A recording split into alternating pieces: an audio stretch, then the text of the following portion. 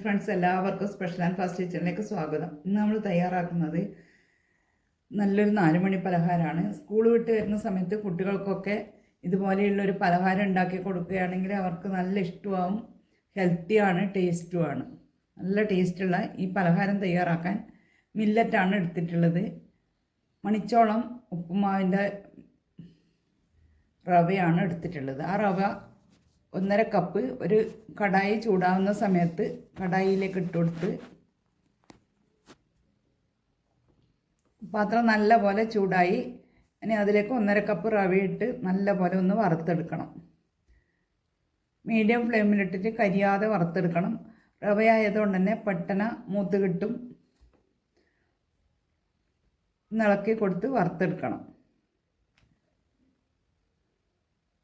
റവ മൂത്ത് വന്നിട്ടുണ്ട്. ഇനി ഇത് ഒരു പാത്രത്തിലേക്ക് മാറ്റി ഇതിലേക്ക് ഒരു 1/4 കപ്പ് നിലക്കടല കൂടെ ചേർത്ത് കൊടുത്ത് നിലക്കടലി ഒന്ന് വറുത്തെടുക്കണം. നിലക്കടലി ഒന്ന് ഇടയ്ക്കിടയ്ക്ക് ഇളക്കി കൊടുത്ത് കരിയാതെ വറുത്തെടുക്കണം. മീഡിയം ഫ്ലെയിമിലിട്ടിട്ട് വറുത്താൽ മതി.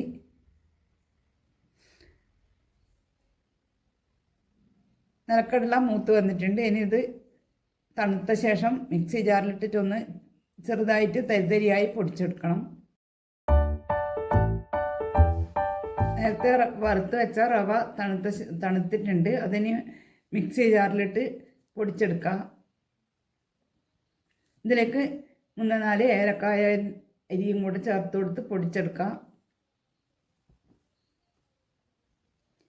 റവ നല്ലപോലെ പൊടിച്ചെടുത്തിട്ടുണ്ട്. ഇനി ഇതിലേക്ക് നിലക്കടല തൊലി കളഞ്ഞ് നിലക്കടല ഇട്ട് കൊടുക്കണം. നിലക്കടല ഒരു തരിതരിയായി പൊടിച്ചെടുത്താൽ മതി. നൈസായിട്ട് പൊടിച്ചെടുക്കണ്ട. കുറച്ച് കഷ്ണങ്ങളൊക്കെ ഉള്ള വിധത്തിൽ പൊടിച്ചെടുത്താൽ മതി. നിലക്കടല പൊടിക്കുന്ന സമയത്താണ് ഏലക്കായ ഇട്ടിട്ടുള്ളത്. ഇനി ഒരു കടായി അടുപ്പത്ത് വെച്ച് കടായിയിലേക്ക് കുറച്ച് തേങ്ങ ചേർത്ത് കൊടുക്കുന്നുണ്ട്. 2 പിടി തേങ്ങ ചേർത്ത് തേങ്ങയുടെ വെള്ളം ഒന്ന് ആറി വരുന്നവരെ ഒന്ന് ചൂടാക്കിയെടുക്കുക.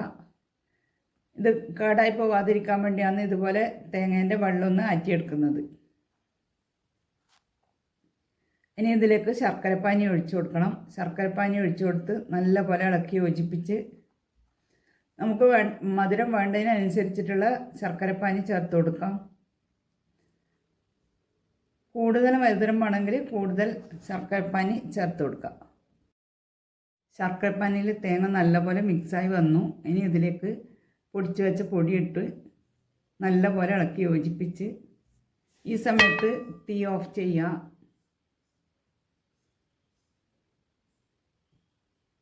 മിക്സ് ചെയ്ത് നിലക്കടല പൊടിച്ചതും ചേർത്ത് കൊടുത്ത് പൊടി മുഴുവനായി ചേർത്തിട്ടില്ല, നോക്കിയിട്ട് ചേർത്ത് കൊടുക്കുക. ഇനി ബാക്കിയുള്ള പൊടിയും കൂടെ ഇതിലേക്ക് ചേർത്ത് കൊടുത്ത്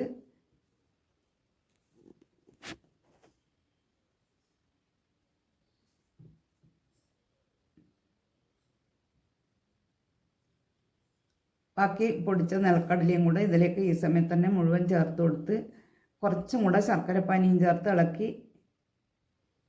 1 ടീസ്പൂൺ നെയ്യും കൂടെ ഇതിലേക്ക് ചേർത്ത് കൊടുക്കുന്നുണ്ട്. 1 ടീസ്പൂൺ നെയ്യും ചേർത്ത് നല്ലപോലെ ഇളക്കി യോജിപ്പിച്ച്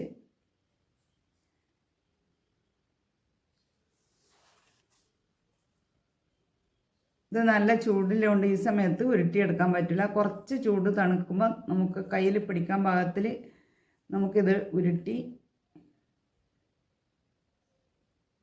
എടുക്കാം. ഇതുപോലെ എല്ലാവരും നല്ല ഹെൽത്തി ആയിട്ടുള്ള ലഡു തയ്യാറാക്കി നോക്കുക. നിങ്ങളുടെ അഭിപ്രായങ്ങൾ കമൻറ്റ് ബോക്സിലൂടെ അറിയിക്കുക. ഒന്ന് സബ്സ്ക്രൈബ് ചെയ്ത് അതിനടുത്തുള്ള ബെൽ ബട്ടൺ പ്രസ് ചെയ്താൽ ഞാനിടുന്ന പുതിയ വീഡിയോസ് നിങ്ങൾക്ക് കിട്ടും.